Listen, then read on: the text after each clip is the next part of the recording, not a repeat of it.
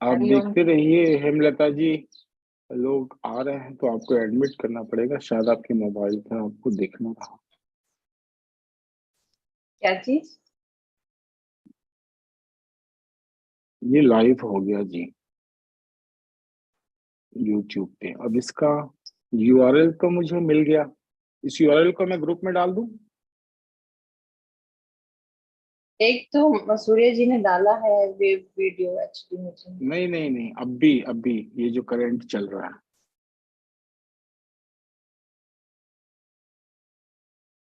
अच्छा, हमने अच्छा, तो उन्होंने जूम का डाला है। बिल्कुल लोग देख सकेंगे जो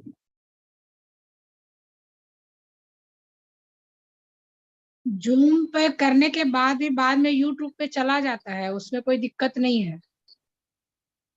और कोई रिकॉर्डिंग जाएगी, लाइव नहीं जाएगी। हाँ, लाइव नहीं जाएगा। नहीं, अगर वहाँ लाइव करने में इस तरह की टेक्निकल प्रॉब्लम है तो ये भी एक उपाय है कि बाद में आप डाल सकते हैं। लाइव ये दिखा रहा है यहाँ पर यूट्यूब का। हाँ, मेरे में भी दिखा रहा है, लाइव लाइव दिखा रहा है। मेरे को नहीं दिखा रहा है। कॉर्नर में लाइव कॉर्नर में आ रहा है। आ रहा है, लाइव है। नहीं, आप अपने ग्रुप में सनातन योग विद्या केंद्र के ग्रुप में एक लिंक है, उस पर क्लिक कीजिए।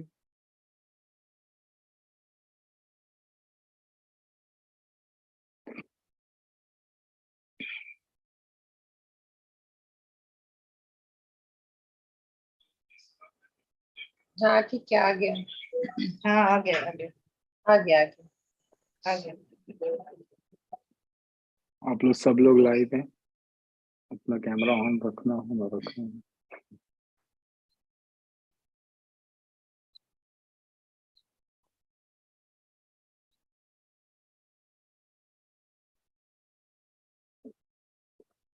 तो हम शुरुआत करें। नमस्ते। आज के सेशन की तो आज का विषय है हेमलता जी। हरिओम, आप सबका स्वागत है सैटरडे मॉर्निंग की इस क्लास में।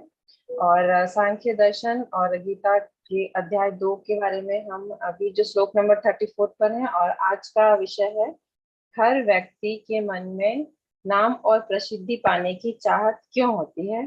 तो योगीश्री से निवेदन है कि वे इस विषय पर प्रकाश डालें। योगीश्री। धन्यवाद हेमलता जी।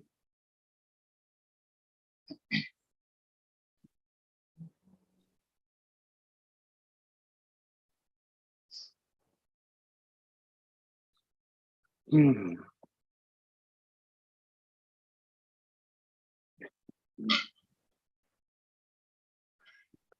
नमस्कार। और मौर्य जी, आपका फिलॉसफी का एक टिपिकल मिस्टेक हुआ था इसमें पिछले क्लास में, जहां पर आप लोग थोड़ा सा कंफ्यूज भी हुए होंगे कि सारी बातें करने के बाद मैंने इसको इंट्यूशन पे ले आके छोड़ दिया था।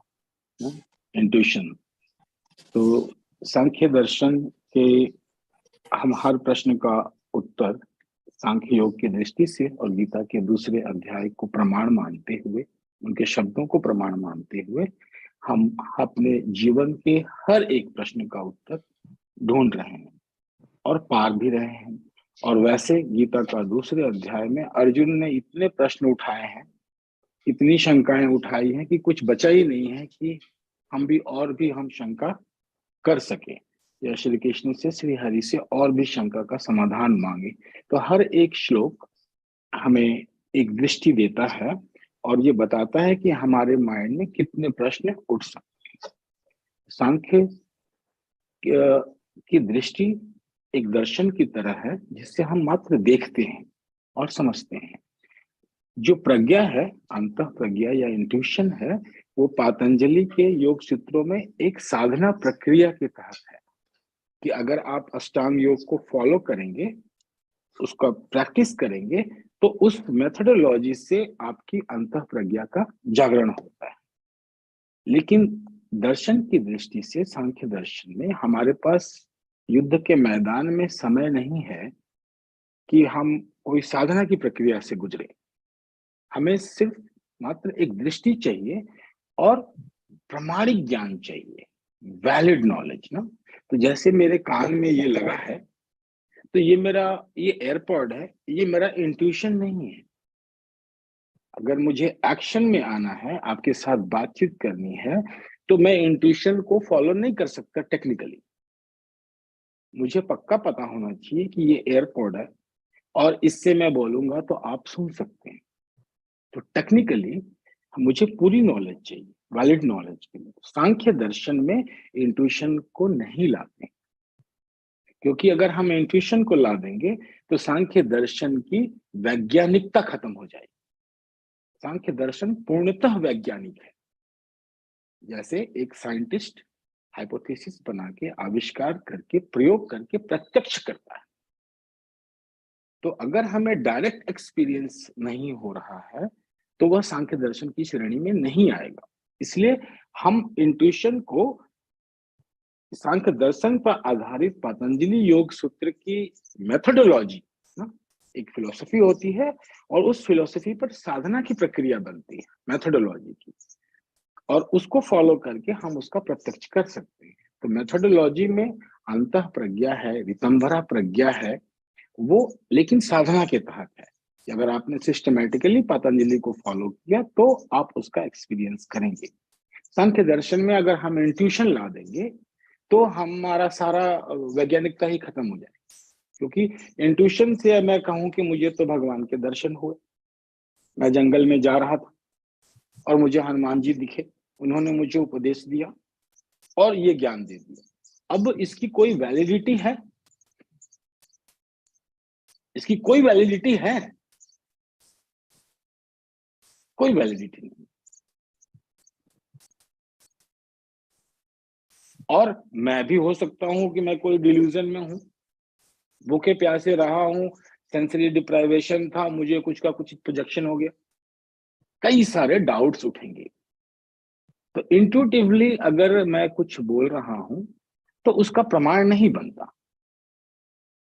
यह हो सकता है कि तो डाउट्स उठेंगे, इसलिए सांख्य दर्शन में हम इंट्यूशन को नहीं ला रहे। साधना की प्रक्रिया में अगर आप चलेंगे इसकी आधारित पतंजलि योग सूत्रों की, तो इंट्यूशन जगाने के उपाय हैं, वो टेक्निक है, टेक्निकल नॉलेज है।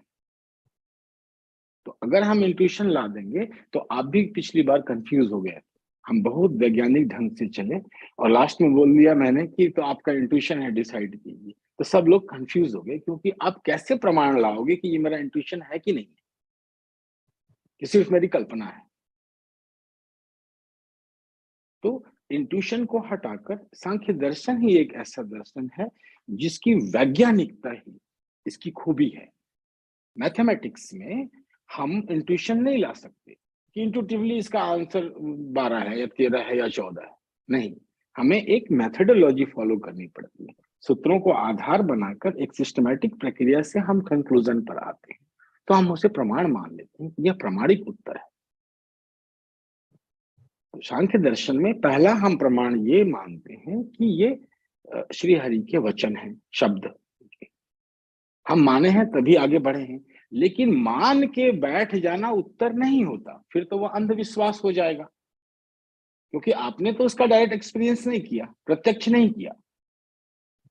तो पूर्व जन्म के सिद्धांत हैं, कई सारे लोक हैं, पाप है, पुण्य है, स्वर्ग है, नरक है, इनको हम साइंटिफिक ग्राउंड पर कैसे लाएंगे?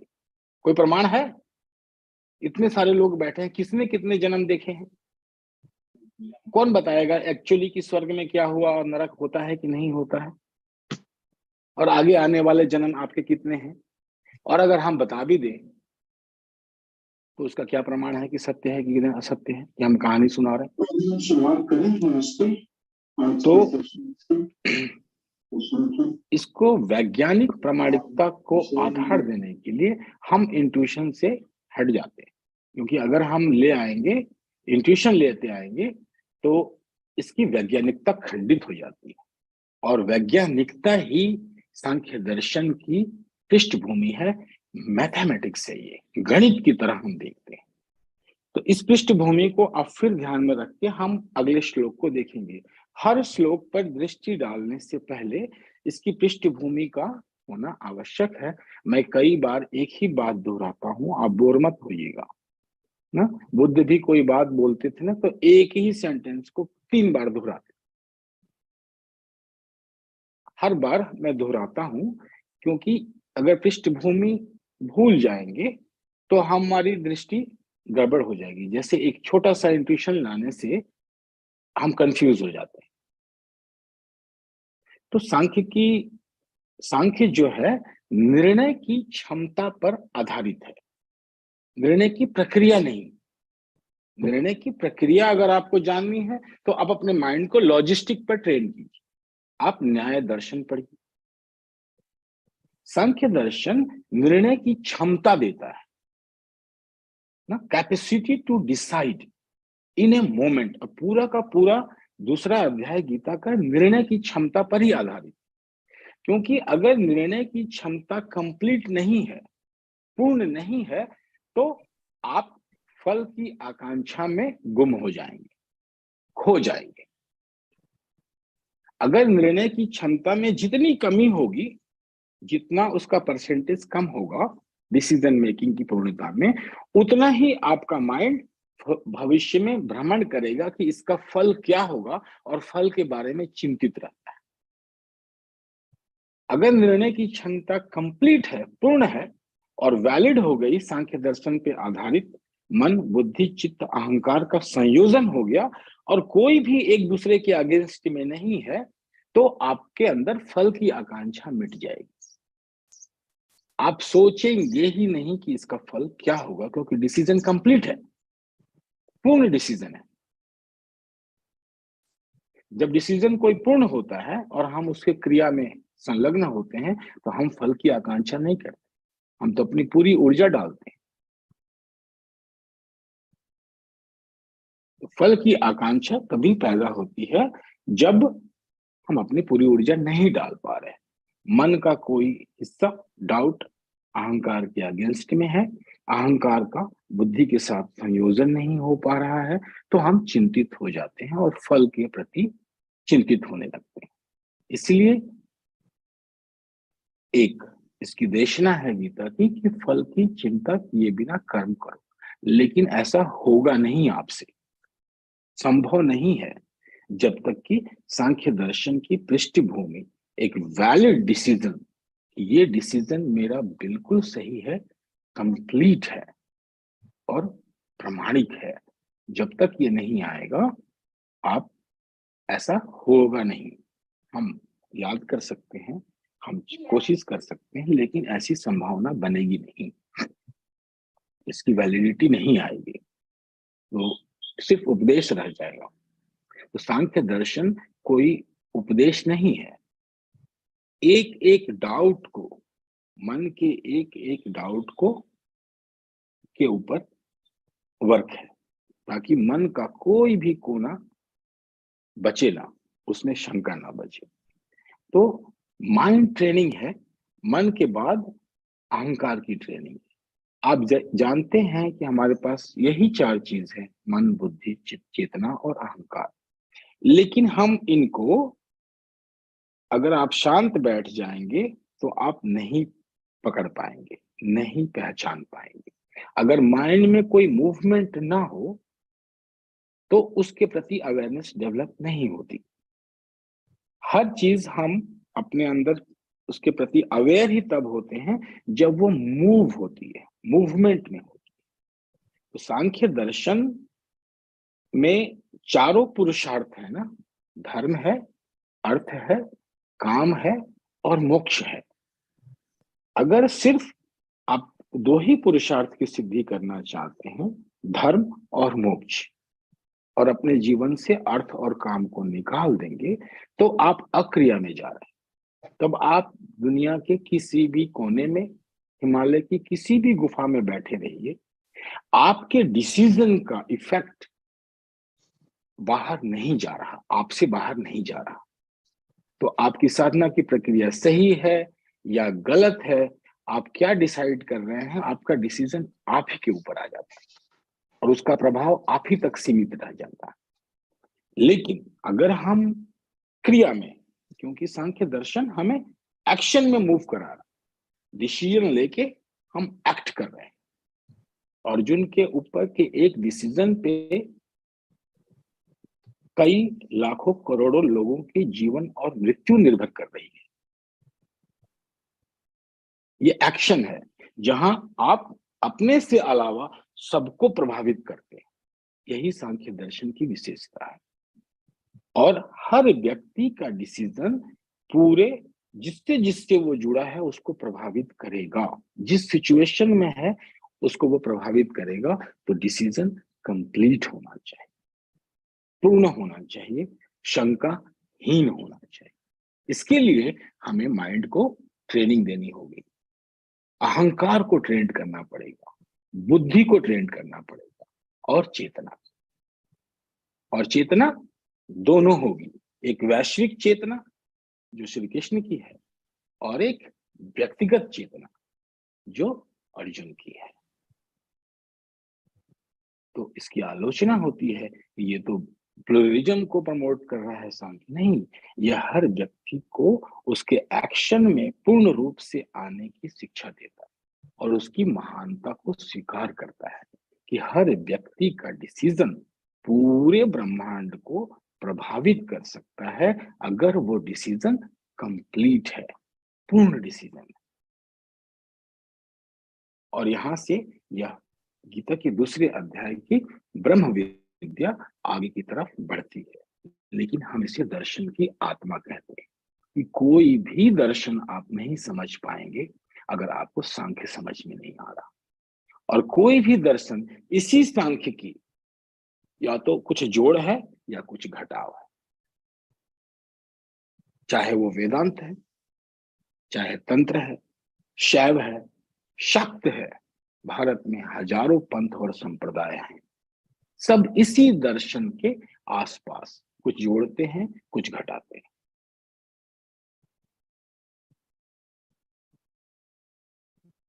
और यह थ्योरी ऑफ इवोल्यूशन है, यह क्रिएटिव पावर है, इसी से हम रचना कर पाते हैं। तो अगर इसकी मिसअंडरस्टैंडिंग हो गई तो हमारी रचनात्मक क्षमता, पालन पोषण की क्षमता और सब्लिमेशन, विथड्रॉल की तीनों क्षमताओं को यह प्रभावित करता है।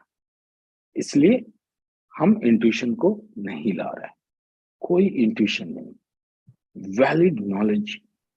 हमने श्री कृष्ण के वचनों को माना, प्रमाण माना है।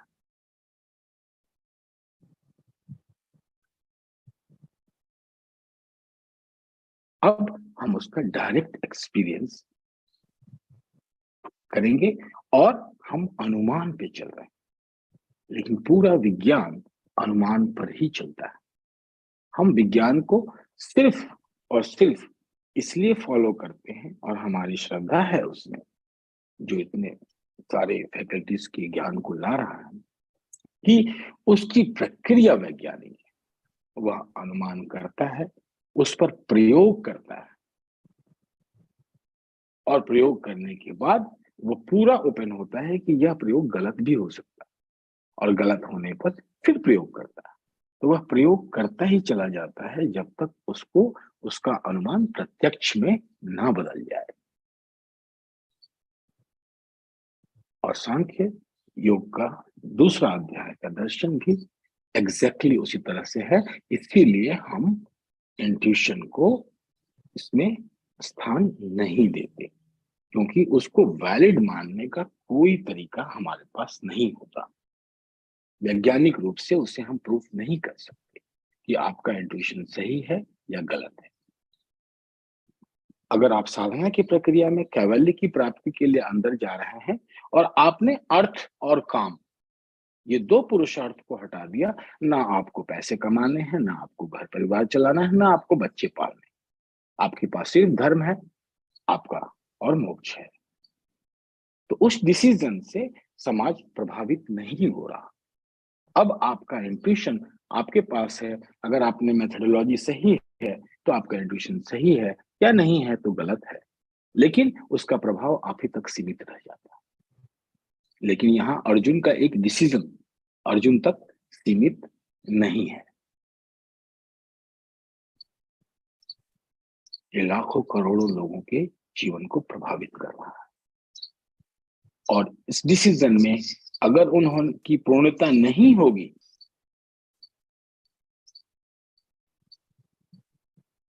तो मृत्यु निश्चित है। अर्जुन की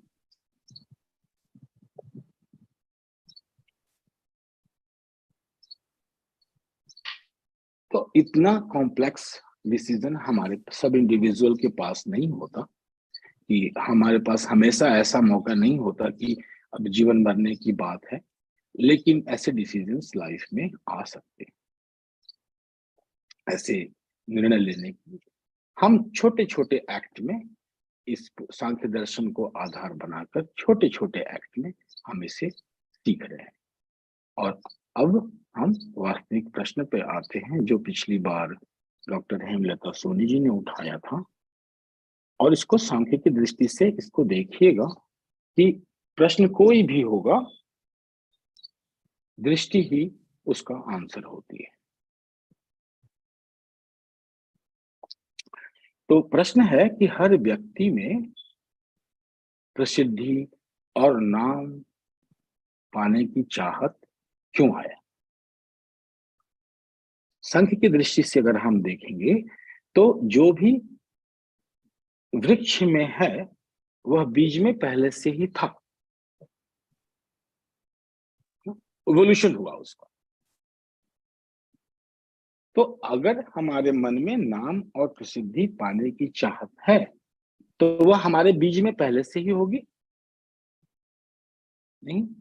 तो जो हमारी डेस्टिनी है, जैसे एक बीज कितना बड़ा वृक्ष बन सकता है, कितने उसमें फल आने की संभावना है, या उसका भविष्य क्या होगा, उसका गुणसूत्रों में, बीज के गुणसूत्रों में वह बात होगी। तो वैसे ही प्रत्येक जीव अगर पैदा होगा, चाहे एक कोश की है, तो उसके अंदर जीवन मुक्ति या मोक्ष पाने की इच्छा उसमें अंतर्निहित होगी, वह लेकर ही पैदा होगा। और समय आने पर जब वो तैयार होगा तब उसे वह चीज सामने आएगी, वह उसके प्रति चेतन होगा, अवेयर हो जाएगा। जैसे ज्ञान हम सोचते हैं कि हमें प्राप्त करना है, मतलब ज्ञान कहीं दूर है, रखा हुआ है, और उसको हमें अचीव करना है, प्राप्त करना है। तो ऐसी कोई बात नहीं है। ज्ञान की परिपूर्णता हमेशा से थी, हमेशा से है और हमेशा से रहेगी। हमारी क्षमता विकसित हो रही है उसको एब्जॉर्ब करने के लिए। साधना हम करते हैं या ईश्वर की प्राप्ति के लिए चलते हैं, तो ईश्वर की प्राप्ति हमारी साधना से नहीं हो रही। ईश्वर तो पहले से भी था, है और रहेगा, उसकी प्रेजेंस तो हमेशा से रही। हम उसे अनुभव इसलिए नहीं कर पाए कि हमारी शरीर की, हमारे मन की पात्रता नहीं है। तो साधना की प्रक्रिया कुछ अचीव करने के लिए बाहर नहीं होती, साधना की प्रक्रिया आपकी पात्रता बनाती है। जैसे छोटा बच्चा है, तो अगर उसके न्यूरॉन्स डेवलप नहीं हुए हैं तो उसको आप वो नॉलेज नहीं दे सकते ना, ज्ञान नहीं दे सकते। जब तक उसकी माइंड की फैकल्टी पूरी डेवलप नहीं होगी, न्यूरॉन्स विकसित नहीं होंगे, तो शारीरिक और मानसिक क्षमता के आधार पर ही वो ज्ञान को एब्जॉर्ब कर रहा है। तो इस दृष्टि से अगर देखेंगे तो नाम और प्रसिद्धि पाने की चाहत सबके अंदर है। अब आप देखिए कि चेतना ही है बुद्धि से, अहंकार से होते हुए मनस पटल पर आती ना। तो जब वह इच्छा, जब मन को उद्वेलित करती है और सिर्फ हम मन से देखेंगे तो हम कल्पना करने लगते हैं। जब भी कोई संज्ञा आएगी तो मन की सारी फैकल्टीज ओपन नहीं है, मन पूरी तरह से ट्रेनिंग नहीं लिया है अभी, तो मन की किसी की कल्पना की फैकल्टी ओपन है, तो वह रोमांटिक आइडिया में खो जाएगा ना। मन कल्पना करेगा कि इसका मतलब ये समाधि होगी, मुझे इतनी सिद्धि मिलेगी, मैं ऐसा करूंगा, मैं वैसा करूंगा, ऐसा होगा, तो वो कल्पना में खो जाएगा। तो महत जो हमारा इवोल्यूट है, हर व्यक्ति योग्य है, हर व्यक्ति महान है, हर व्यक्ति की आवश्यकता है, हर व्यक्ति की इस सृष्टि में एक भूमिका है। प्रत्येक जीव की, प्रत्येक मनुष्य की, प्रत्येक व्यक्ति की यह सांख्य दर्शन की दृष्टि है। और प्रत्येक व्यक्ति में कोई भी जीव अगर पूर्णतः डिसीजन लेता है तो वह उसकी इंडिविजुअल चेतना वैश्विक चेतना से, श्री कृष्ण से मिल जाती है और इनफाइनाइट शक्तियां उसके अंदर प्रवाहित होने लगती। अर्जुन ना होकर कृष्ण हो जाते। ये सांख्य की भूमिका है। तो अपने अंदर जब हम पैदा हुए तो सांख्य की दृष्टि से हमें क्या मिला? महत्व मीन्स महत्ता, जिसको हम इंटेलिजेंस भी कहते हैं, बुद्धि भी कहते हैं। तो उस इंटेलिजेंस में अपनी महानता को प्रकाशित करने का बीज तो है, सबके अंदर है। नहीं होता तो हर व्यक्ति के अंदर एक इच्छा होती है कि I can make a difference in the world. हर व्यक्ति के अंदर है। कहां से है? कि अगर मैं चाहूं, हर व्यक्ति अपने अंदर ध्यान से देखे, उसके अंदर एक बीज है जो उससे बार बार कहता है कि अगर तुम चाहो तो दुनिया को बदल सकते हो। तुम्हारा डिसीजन पूरे ब्रह्मांड को प्रभावित कर सकता है। यह बीज सबके अंदर है।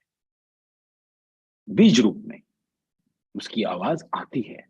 वह हमारी महत्ता का बीज है, पैदा होने की अर्थवत्ता का बीज है, वह हमारे जीवन के अभिष्ट का बीज है, लेकिन बीज रूप में है। तो जब वह बीज रूप इंटेलिजेंस से, महत्व से होता हुआ अहंकार पे आ जाता है। अब हमने ट्रेनिंग तो ली नहीं है, किसी ने सांख्य दर्शन पढ़ाया नहीं है, हमने पतंजलि के योग सूत्रों की साधना नहीं की, तो माइंड ट्रेंड नहीं है, इसका संयोजन नहीं है, तो वो रिफ्लेक्ट करता है दूसरे ढंग से। तो जैसे ही अहंकार पे आएगा तो अहंकार को ऐसा लगेगा कि अरे मैं तो बहुत बड़ा महान व्यक्ति हूं, मुझसे बड़ा बुद्धिमान और महान तो इस सृष्टि में कोई है ही नहीं। ये अनट्रेंड ईगो है, लेकिन बीज वही है, रिफ्लेक्ट हो रहा है। तो हर व्यक्ति के अहंकार में एक बीज मिलेगा, क्या? कि मैं दुनिया का सबसे बुद्धिमान व्यक्ति हूं और मुझसे बड़ा बुद्धिमान कोई नहीं हो सकता। सबके अंदर अहंकार के बीज में वही महानता जो ईश्वर की करुणा का बीज है, जो हमें मोक्ष की तरफ ले जा रहा है, जीवन मुक्ति की तरफ ले जा रहा है। लेकिन चूंकि हमने ट्रेंड नहीं किया, हमको किसी ने पढ़ाया नहीं, सांख्य दर्शन हमारे माइंड को ट्रेंड नहीं किया, वैज्ञानिक नहीं बनाया, तो हम वैलिड नॉलेज कैसे पहुंचे नहीं समझ पाते। तो हमें सिर्फ ट्रेनिंग की जरूरत है। सांख्य दर्शन सिर्फ ट्रेंड कर रहा है कि आपकी डिसीजन मेकिंग, निर्णय की क्षमता, प्रक्रिया नहीं, क्षमता। प्रक्रिया के लिए हमें षड दर्शन में से न्याय पढ़ना पड़ता है, न्याय दर्शन पढ़ना पड़ता है लॉजिकल ट्रूथ के लिए। लेकिन लॉजिकल ट्रूथ हमेशा सत्य नहीं होते, मान लीजिए लॉजिकली ट्रू है, प्रैक्टिकली है नहीं है पता नहीं, लेकिन यहाँ पे हमें निर्णय की क्षमता के लिए तैयार किया जाता है। श्री कृष्ण अर्जुन को एक ऐसी निर्णय की क्षमता के लिए तैयार कर रहे हैं कि जो 101% कंप्लीट हो और उसमें कर्म फल की आकांक्षा खत्म हो जाए। तब श्री कृष्ण ही अर्जुन के अंदर पूर्णतः विलीन हो जाए। समुद्र जो है वो बूंद में समाकर, और बूंद अपनी महत्ता को साबित करे, अपनी अर्थवत्ता को प्रकाशित करे। ये पूरा प्रयास है। इस प्रयास में ये सांख्य दर्शन की दूसरा अध्याय है, जो ब्रह्म विद्या भी कही जाती है, क्योंकि इसी विद्या से हम क्रिएशन के पूरे संरचना को समझते हैं कि बनती कैसे है चीज। तो वही बीज, महत्ता को प्रकाशित करने का बीज प्रत्येक जीव के अंदर में है। लेकिन मनुष्य जो है, हमारा शरीर एक मैक्सिमम इवोल्यूशन पर आ गया है। अगर कुत्ता चाहे, बैल चाहे तो शायद ना समझ पाए, लेकिन मनुष्य योनि हम मानते हैं कि ये हमारे इवोल्यूशन की लास्ट सीढ़ी आ गई है। अब और प्रयास करके हम इसको इवॉल्व करके माइंड के पांचों फैकल्टीज को जोड़कर वैलिड नॉलेज बनाकर हम मन, बुद्धि, चेतना और अहंकार का संयोजन करके जो हमने शब्द को प्रमाण माना, अपने माने हुए को प्रयोग करके उसका हम प्रत्यक्ष करेंगे, डायरेक्ट एक्सपीरियंस लेंगे। इसलिए इंट्यूशन को हम यहाँ नहीं लाएंगे, क्योंकि इंट्यूशन के लाते ही हमारी सारी बात बेमानी हो जाएगी। आप बोलो हमारा इंट्यूशन है, लीजिए ये हमारा सत्य है, मैं क्या कर सकता हूँ? इंट्यूशन पर क्या बहस करना, कुछ नहीं है। तो इंट्यूशन को हम यहाँ नहीं ला रहे। इंट्यूशन साधना प्रक्रिया की तरफ से अगर आप चलेंगे तो उसका एक हिस्सा है जो इस दर्शन पर आधारित है, लेकिन साधना प्रक्रिया का हिस्सा है। अगर आपने सही प्रक्रिया की तो ये इंट्यूशन, आप ये अंत प्रज्ञा के ज्ञान पर आप पहुंचेंगे। लेकिन प्रक्रिया आपने की नहीं की वो एक अलग कहानी। अब इसी दृष्टि से आप देखिए कि हर व्यक्ति के अंदर नाम और प्रसिद्धि पाने की चाहत क्यों? वही महत्व जब अहंकार से रिफ्लेक्ट होके और ग्रॉस बनेगा ना, सूक्ष्म से स्थूल की तरफ हम जाते हैं, तो वह जब मन पर आएगा तो मन उसको एक डिजायर की तरह लेगा, क्योंकि इच्छा ही है महत्व की। वही महत्व मन में जाकर एक इच्छा बन जाती कि मैं बहुत बड़ा आदमी बनूं, मेरा पूरे जगत में नाम हो, प्रसिद्धि हो, मेरे कार्य की प्रशंसा हो और मेरे जीवन का अभिष्ट सिद्ध। ये हर व्यक्ति के अंदर होगी। क्या हम सब एक समान नहीं है? समानता नहीं है, एकदम समानता है। ईश्वर समदर्शी है, सबको बराबर देता है, एग्जैक्टली बराबर। एक ही सिद्धांत पे सभी बने हैं, सारे जीव बने हैं, हम सब बने हैं।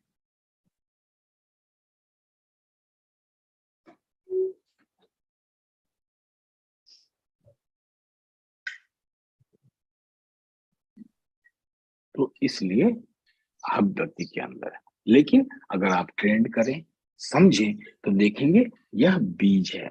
अब संयोजन, कहीं मेरा मन वैलिड नॉलेज है, इंट्यूशन अगर आप लेंगे तो बोलेंगे तो मेरा इंट्यूशन है आपका प्रोजेक्शन, है आपकी इमेजिनेशन। तो हम क्या करते हैं कि यथार्थ को पकड़ लेते हैं, ये यथार्थ है और यह माइंड इसको ऐसे रिफ्लेक्ट कर रहा है, मेरा मन इसको ऐसे दिखा रहा है।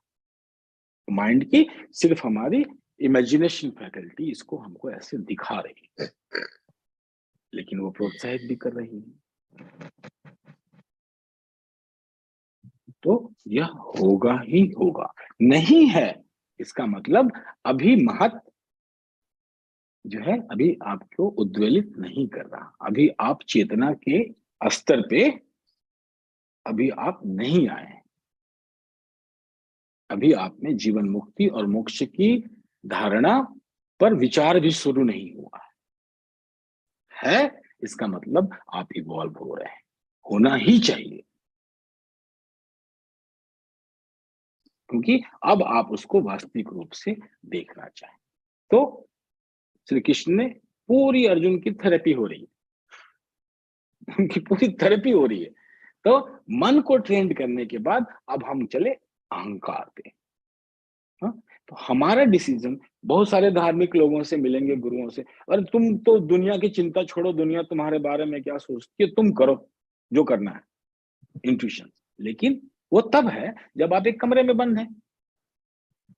आप अपने कमरे में बंद होके जो मर्जी करो, किसी को क्या लेना देना, आप फ्री हैं। आप अपने बाथरूम में गाना गा रहे हैं, फ्री हैं। लेकिन साउंड स्टूडियो में जाके तो रेडियो पे तो नहीं गा सकते, क्योंकि वहां आप रिलेट कर रहे हैं ना दूसरे से। तो अगर अब माइंड को तैयार करने के लिए माइंड का समन्वय ईगो से भी होगा, अहंकार से होगा, और अहंकार तो हमेशा रिलेशनशिप में जीता है। अगर आप किसी से रिलेट नहीं करोगे तो आपके अंदर अहंकार नहीं बचेगा, बचेगा ही नहीं।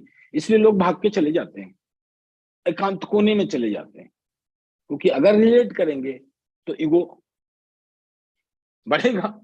क्योंकि जब भी हम किसी से भी रिलेट करेंगे तो हमारा ईगो तुरंत सामने, अगर कोई व्यक्ति ही आपके सामने नहीं है तो आपको अपने अहंकार का पता भी नहीं चलेगा कि है कि नहीं है। उसका पता ही तब चलता है जब हम रिलेट करते हैं, और ईगो डायनेमिक सिस्टम है। जैसे ही रिलेट करेंगे ईगो में स्पार्क होगा और वो चेंज होना शुरू हो जाएगा तुरंत। डायनेमिक सिस्टम है। तो ईगो के रिलेशन में जब ईगो टू ईगो रिलेट होगा तो यह इंपॉर्टेंट है कि वह ईगो हमारे बारे में क्या सोच रहा है और क्या नहीं सोच रहा है एक्शन में आने के लिए। जब आपको चारों पुरुषार्थ सिद्ध करने, अगर आप काम और अर्थ को निकाल दो तो ये बेमानी है, फिर तो सांख्य का कोई मतलब नहीं, क्योंकि आप एक्शन में आ नहीं रहे। तो अब माइंड को सही करके अब श्री कृष्ण ईगो सिस्टम को सही करने जा रहे हैं, अर्जुन के ईगो सिस्टम को। और ईगो सिस्टम के सही करने में यह सार्थक है जानना कि हमारा दुश्मन हमारे बारे में क्या सोच रहा है।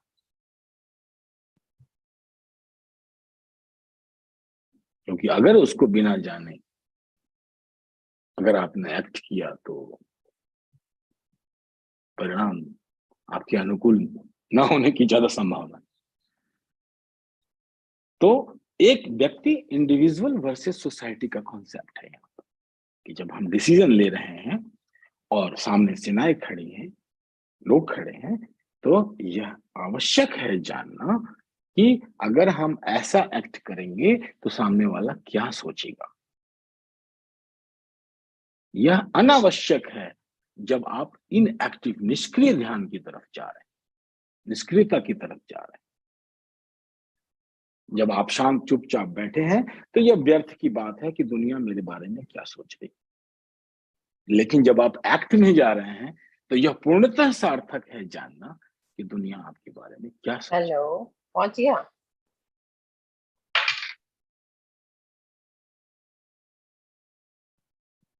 यहां से अब हमारा श्लोक 34 नंबर का श्लोक आगे बढ़ता है, और अब ईगो की ट्रेन ऐसे धीरे धीरे मन से, अहंकार से, बुद्धि से चेतना की तरफ, और इसका समन्वय, यही पूरे सांख्य योग की भूमिका है। तो हर एक विचार को आप ये नहीं कर सकते अरे मैं तो पता नहीं क्या है, मेरे अंदर विचार उठ रहा है कि मेरी नाम प्रसिद्धि हो जाए, कुछ गड़बड़ है।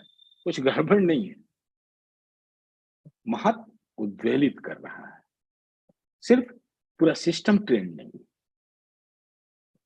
सिस्टम ट्रेंड होगा तो यही डिजायर आपको एक पूर्ण डिसीजन देके जीवन में दिशा दे देगी कि यह कार्य करो बिना फल की इच्छा।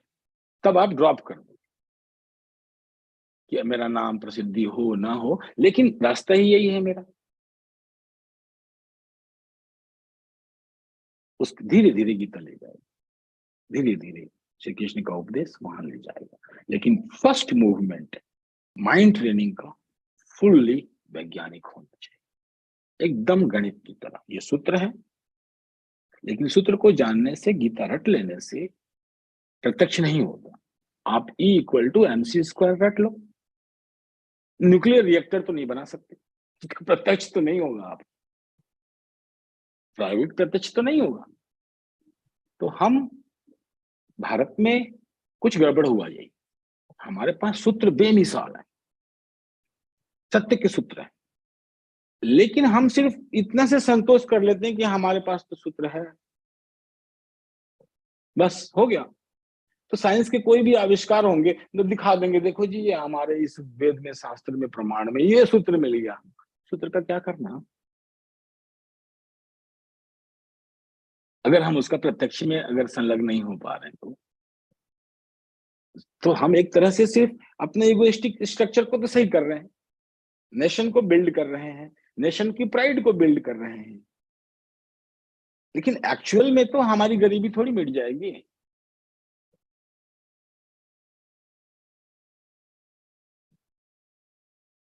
एक्चुअल के लिए तो हमें प्रायोगिक होना पड़ेगा, प्रत्यक्ष होना पड़ेगा, करना पड़ेगा। यही सांख्य का सिद्धांत है। इसलिए हम इसमें इंट्यूशन को नहीं लाते। मैंने इस पतंजलि के योग दर्शन में इंट्यूशन लाया और फिर मैंने देखा आप सब लोग कंफ्यूज होना शुरू हो गए।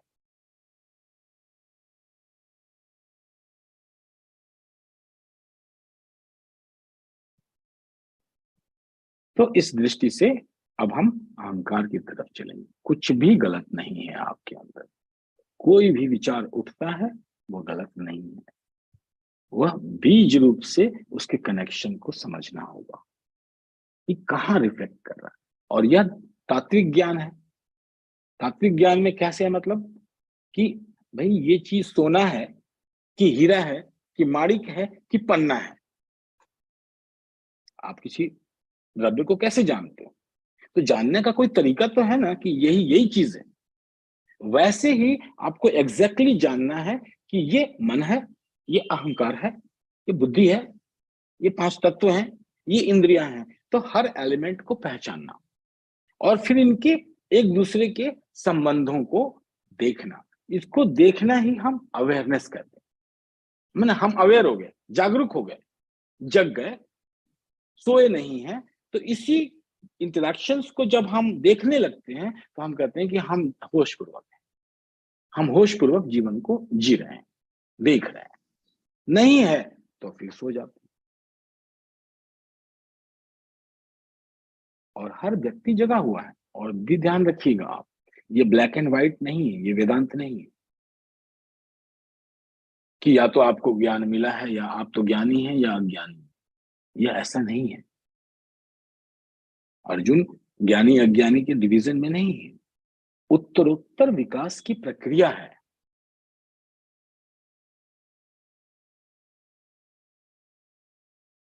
तो यहाँ एनलाइटनमेंट की बीमारी नहीं है।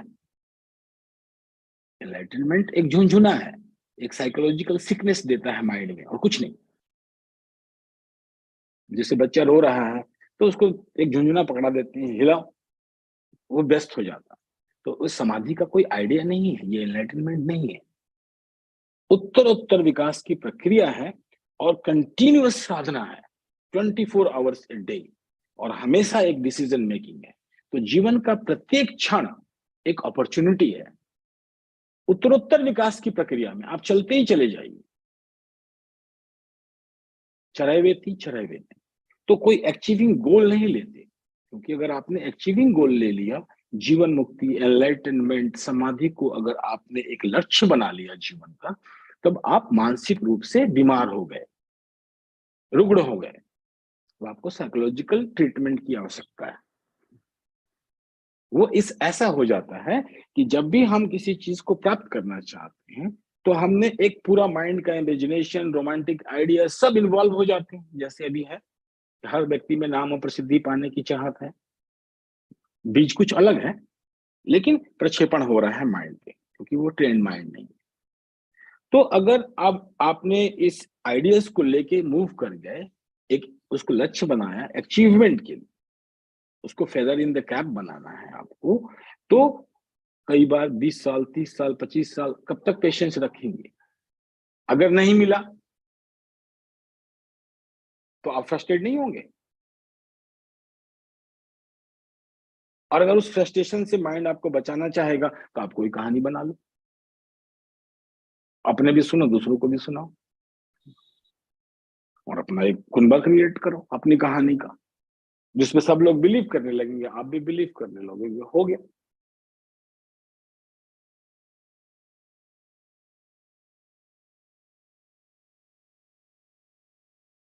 विज्ञान है धर्म, प्योर साइंस है।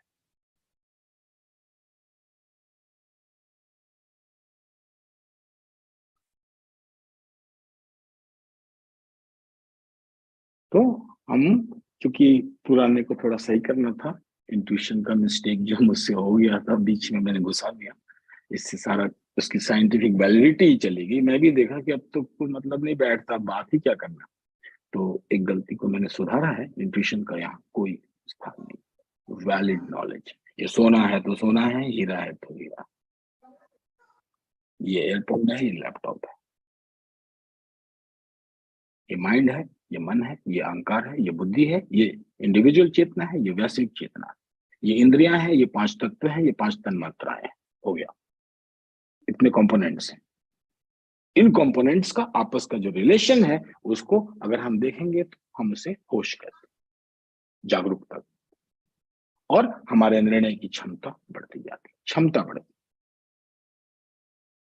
कैपेसिटी ऑफ रिस्क बढ़ता है। और जिस दिन 100% हुआ, फल की चिंता खत्म,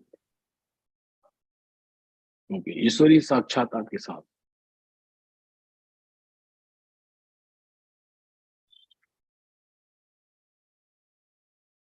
तो यह है। मुझे फिर से मैंने सोचा कि सांख्य की भूमिका को एक बार दोहरा दो।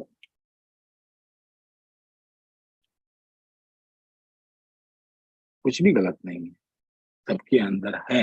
अगर कोई कहता है नहीं है तो कोई प्रॉब्लम है, तब कोई समस्या है।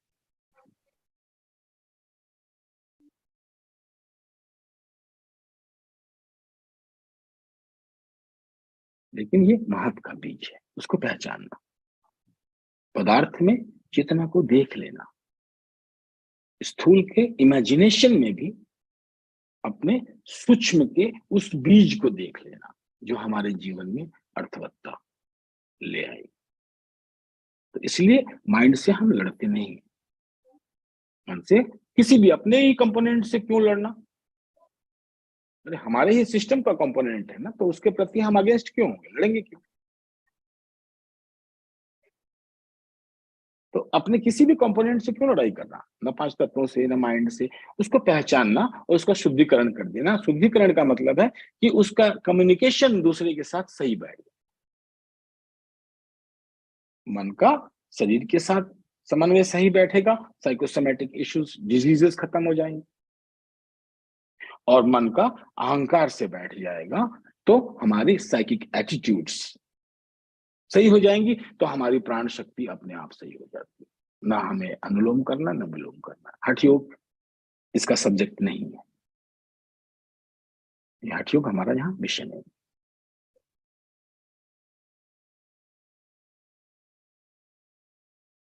ये हठ योग से ऊपर की चीज है। हठ योग इससे निकलता है, हठ योग की मेथोडोलॉजी इससे निकलेगी इस दर्शन से।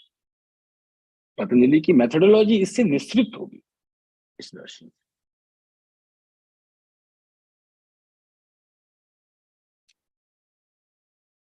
तो ये है, इसीलिए आपने पूछा क्यों है, तो ये इसलिए है और यह इसकी वैलिडिटी है। अगर आपको लगता है कि मैंने गलत बोला, आप खुद ही प्रमाण देखो अपने कि गलत है, क्योंकि सांख्य की दृष्टि से ऐसा ही है। जो मन के तल पर हमें आ रहा है वह चेतना से चला आ रहा है, मन के तल पर ऐसा दिखाई दे रहा है।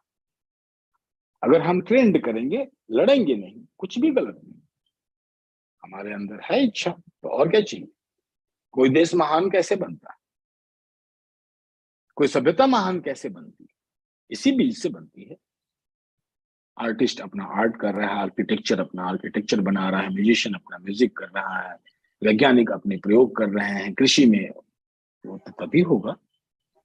जो व्यक्ति जिस एक्ट में है वो उसी एक्ट में अपनी महानता को प्रकाशित करेगा, तभी तो होगा।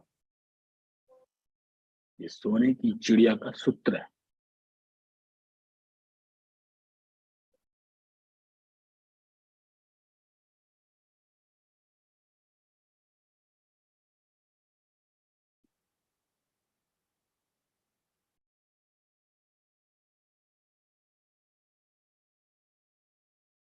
चलिए, मैं अपनी बात, आज की रिकॉर्डिंग नहीं हुई कोई बात नहीं है, लेकिन लाइव टेलीकास्ट है इसका।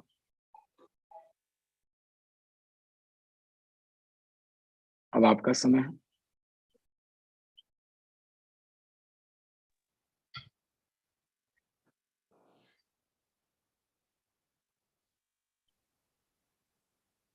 हर बार शांत के आपको चौंका रहा है नहीं?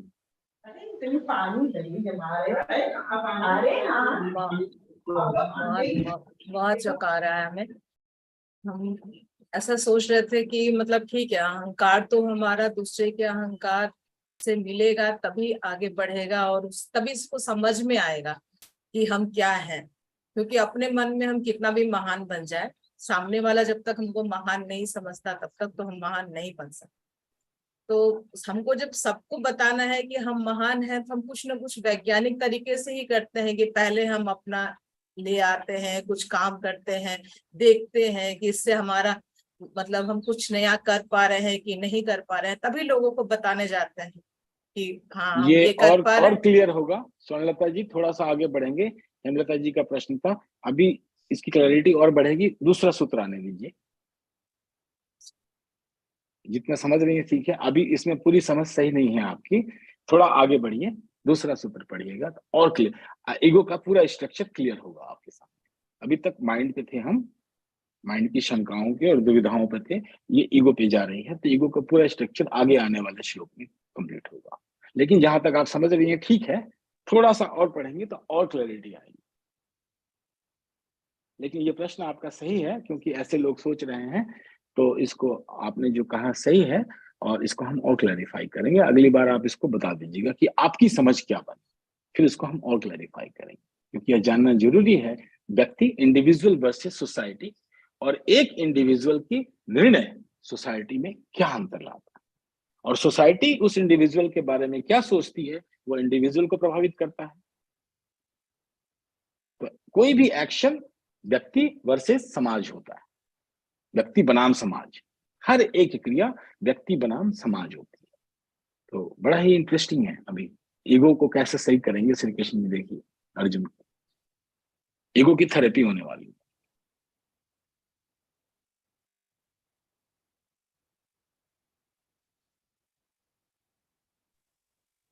विचार कीजिए इस पे। जो ये आप बोल रहे हैं कि बीज क्या है वो पता होना चाहिए। बाकी हम कई बार उसका जो आप कह रहे हैं कि उसका प्रक्षेपण है या उसका शैडो है, तो उसी को हम कई बार बीज भी मान लेते हैं कि मेरा ये महत्व है। तो एक से ज्यादा भी किसी किस्म के से इंस्पायर होके भी अपना मोटिव चेंज कर लेते हैं, या इजीएस्ट वे होता है उसको चूज करके हम उस पे चलने स्टार्ट हो जाते हैं। लेकिन एग्जैक्टली क्या है वो तो चेंज होता रहता है ना। मतलब एक तो है नहीं कि आज इंसान ने जो बचपन में सोचा वही करता रहे, वही उसका बीज हो गया। तो ये तो सापेक्ष है ना कि हम उसके कंपैरिजन में कहाँ खड़े हैं। वो चीज तो कैसे पता चलेगा कि बीज एग्जैक्टली है या उसका कुछ और इम्पैक्ट आ रहा है। एग्जैक्टली यही सांख्य है। आप क्या पूछ रही हैं कि कैसे पता चलेगा कि एग्जैक्टली यही है?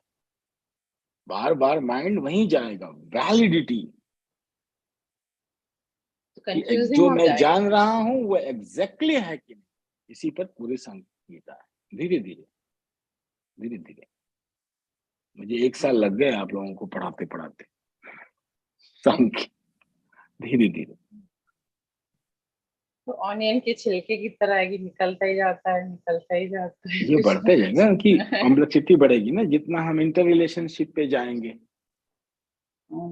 ऐसे बहुत ही सिंपल है, बहुत साधारण है।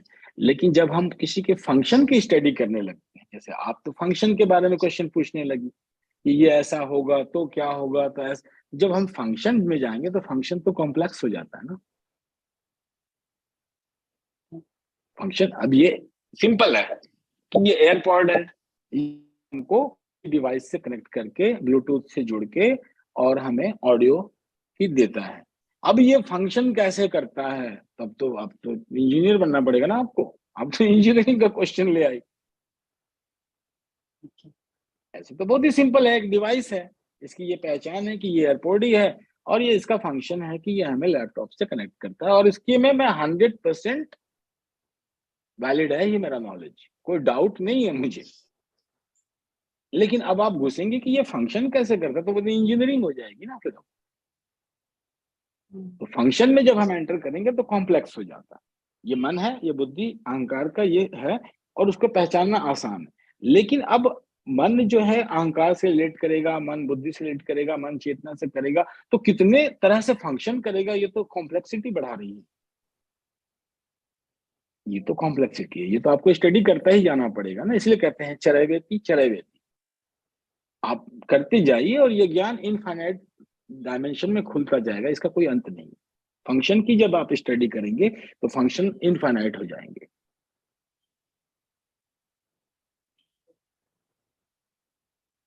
फिर इसके लिए तो हमें फिर कृष्ण भी बनना पड़ेगा, और फिर तो बहुत घबराहट होगी सोच के कि हमको कृष्ण बनना है, क्योंकि हमको सब कुछ पता होना चाहिए, और सब कुछ पता है नहीं, सब कुछ नहीं पता है, कोई कर्म फल की आकांक्षा नहीं, सिर्फ हमें अपने डिसीजन की वैलिडिटी का 100% सही है बस।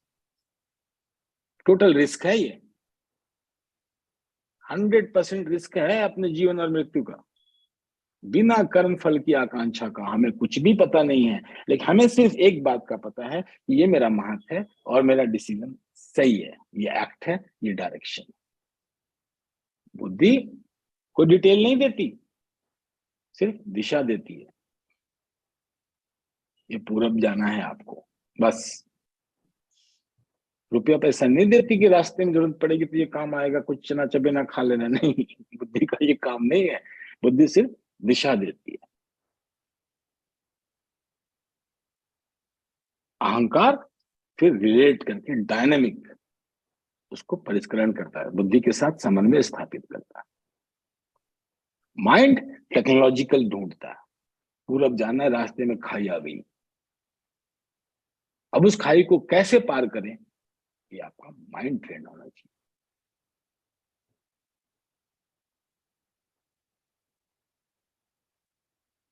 कुछ भी नहीं 100% पता नहीं होता, सिर्फ पूर्ण निर्णय की क्षमता। आते ही गांडीव हाथ में आ जाएगा अर्जुन के, अभी तो नहीं उठ रहा। ये उठेगा तब जब पूर्ण ज्ञान और बिना कर्म फल की इच्छा, बिना किसी फल की इच्छा के, बिना किसी फ्यूचर नॉलेज के, प्रोजेक्शंस के, exactly in the moment 100% action में होना, कोई शंका नहीं। हेमलता सोनी जी तो बौद्धिक हैं, वो फंक्शनल स्टडी में जा रही हैं, उसकी कंपोनेंट के फंक्शनल स्टडी में घुस रही है ना, वो तो इनफाइनाइट है। नहीं, एक यहाँ मैं ये जब पूछना चाह रही थी कि एक तरफ तो हम कहते हैं कि फल की इच्छा बिना करे ही कर्म करो, दूसरा हम कह रहे हैं कि प्रसिद्धि पाना की चाहत होती है इसीलिए हम कर्म करते हैं, तो प्रसिद्धि भी तो एक फल ही हुआ ना। नेक्स्ट क्वेश्चन, अगला सैटरडे।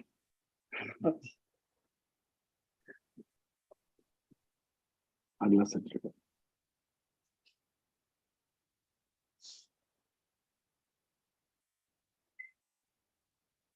इसलिए तो हमें हर सैटरडे का इंतजार रहता है।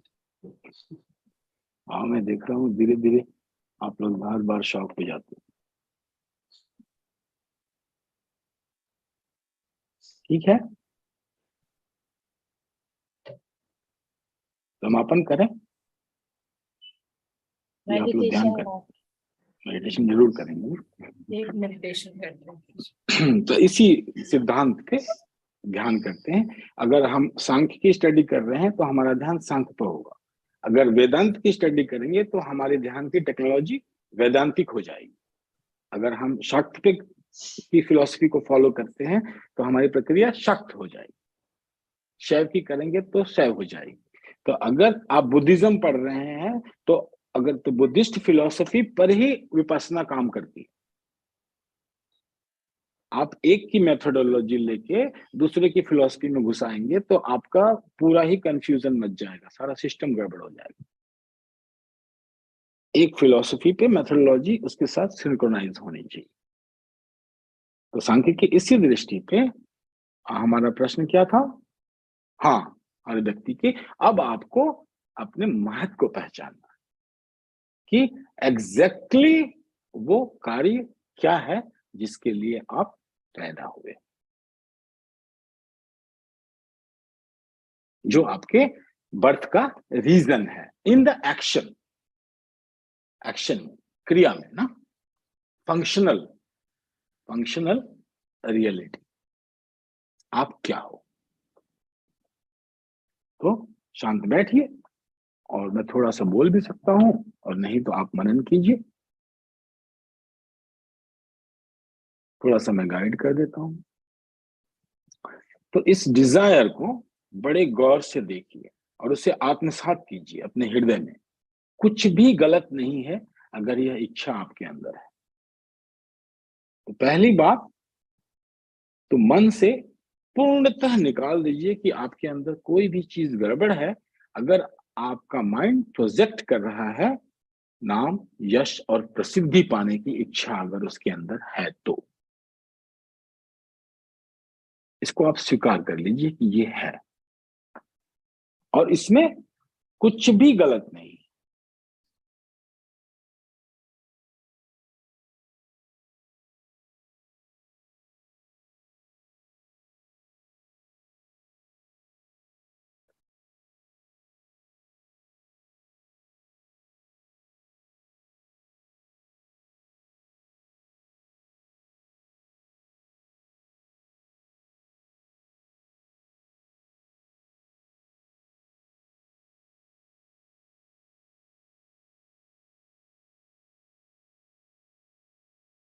बहुत अच्छा, एकदम आत्मसात, माइंड को प्रोजेक्ट करने दीजिए,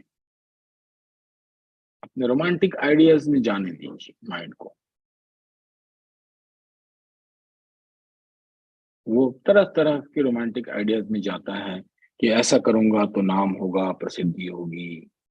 इन सभी प्रोजेक्शंस में, माइंड की प्रोजेक्शंस में थोड़ा सा सूक्ष्म देखिए कि उसके एसेंस में क्या है। प्रोजेक्शन आपकी कौन सी क्वालिटी है ईगो की, जिससे आपका वजूद, आपका होना सिद्ध होता है।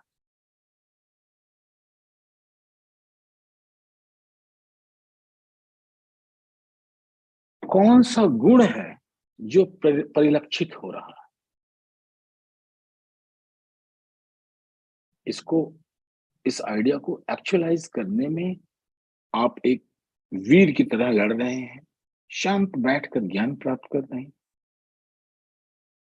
किसी के साथ मिलकर कुछ चीज का विस्तार कर रहे हैं, या एक सेवा भाव से आप संलग्न हैं। माइंड के इस प्रोजेक्शन में अपने स्वभाव के गुणों को पहचानिए, कौन सा गुण है प्रधान है।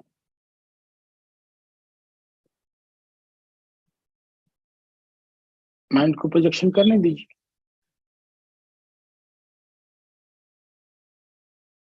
आपके गुण कौन से प्रधान हो।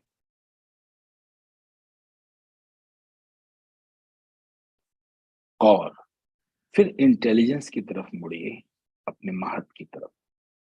दिशा क्या है, किस दिशा में आप इस नाम और प्रसिद्धि को पाने के लिए किस दिशा में संलग्न रहेंगे।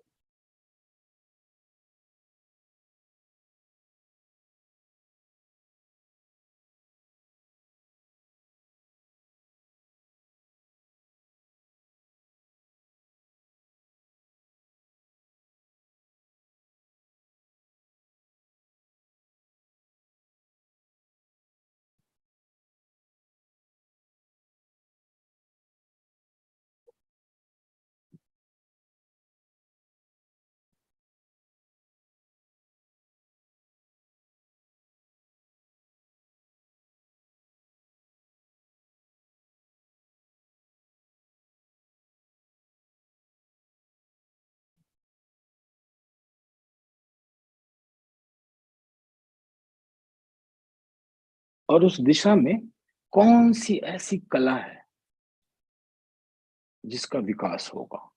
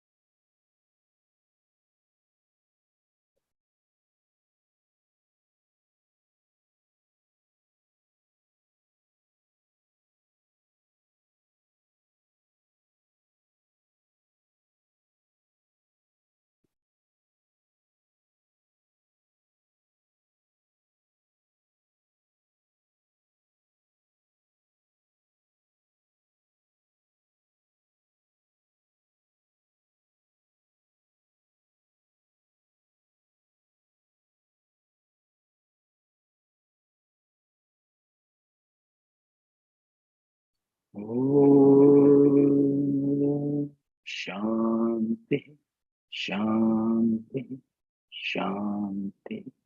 सांख्य की दृष्टि से ध्यान में किसी से लड़ना नहीं है, सिर्फ उसके पारस्परिक संबंधों को समझा जाता है कोशपूर्वक कि मन, बुद्धि, चेतना और अहंकार कैसे इंटररिलेटेड है।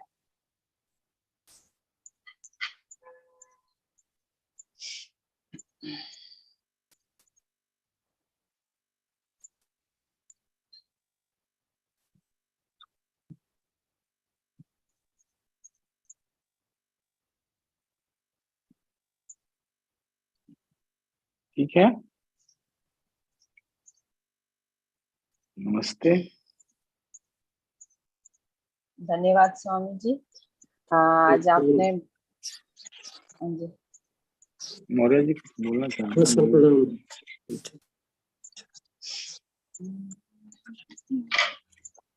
मालवी का anybody wants to say something, feedback, nice to listen, so I know next what कि अगली में क्या समझाना है।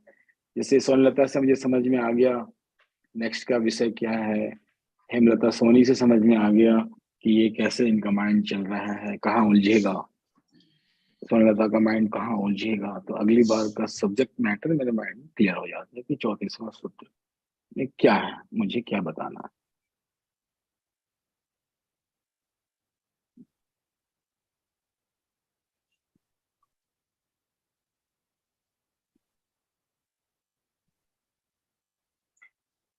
कंक्लूड करें, कोई कुछ बोलना चाहते हैं?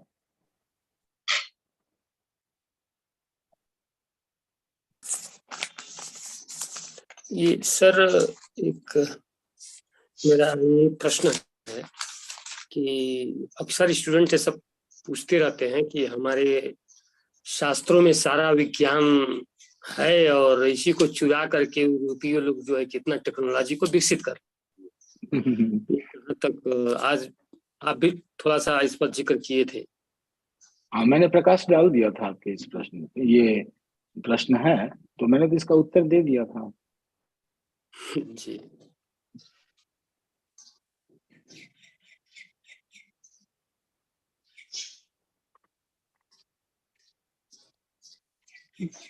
धन्यवाद स्वामी जी। आज आपने एक बहुत ही बड़े विषय जो हमारा होता है उस पर बहुत ही अच्छे से सरल, सशक्त और सूक्ष्म तरीके से आपने उसका आंसर दिया, और हर एक प्रश्न एक हमें बहुत ही सिंपल, सटल और पावरफुल बनाता है, और एक रे की तरह आता है कि जो जब गिरता है तो बहुत सारी चीजें एनलाइटन होने लगती है और बहुत सारी चीजें हम उसको देख पाते हैं। तो इन सब के लिए थैंक यू। हरिओम। हरिओम।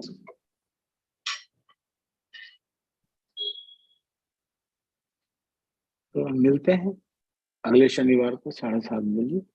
दोनों के प्रश्न मेरे दिमाग में हैं।